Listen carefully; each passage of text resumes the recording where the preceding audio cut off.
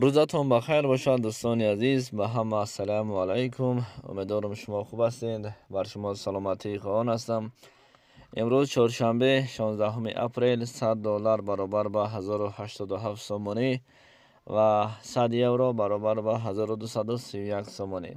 کسایی که همین نوار را دیدین بخیل نمیشیم. در ویدیو یا تا لایک بمون، به کانال پادپیسات که تمام ایتا هیچی نمیرود. رحمت بارای دستگیری خداوند شما راضی باشد. و میگذاریم به کورسی روبل. 1000 روبل به 137 سومن و 10 درم برابر است. خبر گرفته شد از سامانه رسمی بانک ملی تاجیکستان. این اخطان دیدین 137 سومن و 10 درم. سلام دوستان، سنجش شناسنامه خارجی یعنی که زگرم پاسپورت برای شما مشکل شده است و شما نمیتوانید در کجا چطور بسنجید. و ما پیش راه این مشکل شما را گرفتیم. شما اکنون میتوانید در خانه نشسته پاسپورت های خود را بسنجید و جواب درست را بگیرید. تنها با طریق واتساپ با این برادر صحبت کنید. این برادر بر شما چیزی گفت همان کار را بکنید. البته جواب پوره و انیق به شما روان میکنند. و امروزها هم ای کار را رایگان نمی شود کرد، یعنی که اینها حق کاریشان را نیز میگیرند.